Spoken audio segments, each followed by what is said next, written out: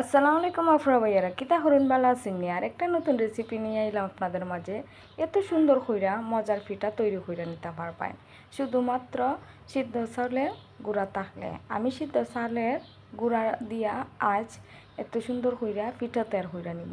সিদ্ধ চাউলের গুঁড়ি নিছি পরিমাণ মতন, আর স্বাদ অনুযায়ী 1 চিটা লবণ দিয়া দিবেন, আর গরম পানি দিয়া একটা ডো তৈরি করে নিতেছি। ডোটা একটু নরম করে তৈরি করে নেবেন। সিরিজে বইরা এই পিঠাটা দিয়া দিব, আর অল্প অল্প করে পানি দিয়া আমি ডোটা মাখাইয়া নিতেছি। একবারে বেশি দিলাইলে কিন্তু এটা একেবারে নরম হইয়া যাবে, তো অল্প অল্প করে পানি দিয়ে কিন্তু এই ডোটারে মাখাইয়া নিবেন। প্লিজ চ্যানেলটা সাবস্ক্রাইব করুন গো আপুরা ভাইয়ারা, আর ভিডিওটা শেয়ার করুন, আর একটা লাইক কমেন্ট দিও। আর প্লিজ পুরো ভিডিওটা দেখুন গো, স্কিপ করুন না। অত কষ্ট করে ভিডিও তৈরি করে আপনারা দেখলে আমাদের সবচেয়ে বেশি ভালো লাগে। আর এখন আমি একটা চালনির সাহায্যে এই ডোটারে চালাইয়া নিব। ডোটারে যতটা ভাবে চালাইবেন, চালাইলে অবশ্যই একটা ফাইন ডো তৈরি হইব। আর সিরিজে বইরা অনেক সুন্দর করে পিঠাটা দেওয়া যাব। আর পিঠাটা দেখতে যতটা সুন্দর লাগবো, খাইতে তার চেয়েও বেশি আর একটু স্বাদ লাগবো।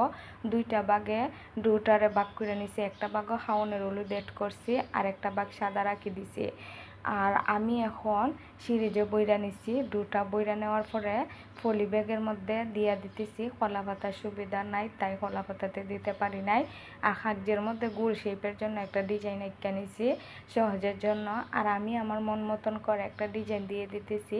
আপনারা যদি না চান, আপনারা আপনাদের মন মতন করে একটা ডিজাইন দিয়ে দিতে পারবেন।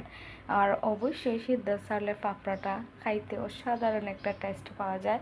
আর আমার কাছে তো একবারে বেশি ভালো লাগে, আর ছোটো বড়ো তো সবার কাছে অনেক পছন্দ। মিষ্টি জাতীয় বা সস জাতীয় কোনো জিনিস দিয়ে মচমচে এই পাপড়াটা খাইতে অসাধারণ একটা টেস্ট পাওয়া যায়। আমি দুইটা পিঠা তৈরি হইয়া দেখাই দিতেছি। দেখুন, সিরিজটা কিন্তু লাড়াচাড়ি করলে পিঠাটা তৈরি হয়ে যায়। আর যারা এই পিঠাটা দিতে পারেন না, তারাও কিন্তু দিতে পারবেন। আরেকবারে সহজ একটা ডিজাইন নিয়ে আইছি। এই ডিজাইনের পিঠাটা দেখতে যতটা সুন্দর লাগে, আর খাইতে তো এই পিঠাটার অনেক একটা স্বাদ। আর সিদ্ধ চাল দিয়ে পিঠা দিলে তো অন্যরকম একটা টেস্ট মিলে। তো আমার কাছে সিদ্ধ চালের পিঠাটা সবচেয়ে বেশি ভালো লাগে। আপনারা অবশ্যই সিদ্ধ চাল তো কম বেশ সবার করে তাকে পিঠাটা দেওয়ার চেষ্টা করবেন, খুব ভালো লাগে খাইতে।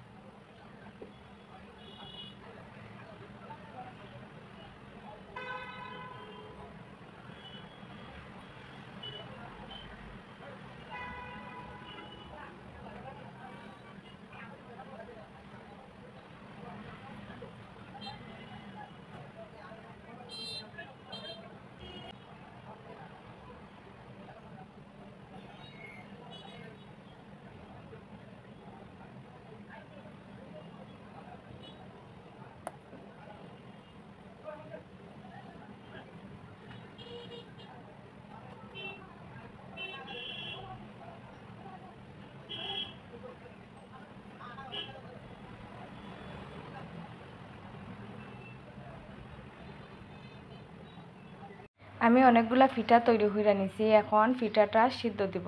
পানিতে বলক চলে আসছে। আমি আমার পিঠাটা সিদ্ধ দেওয়ার জন্য অবশ্যই একটা ঢাকনা দিয়ে দেবেন। ঢাকনাটা না দিলে ফাপটা বের হয়ে যাবে, পিঠাটা সিদ্ধ হবে না।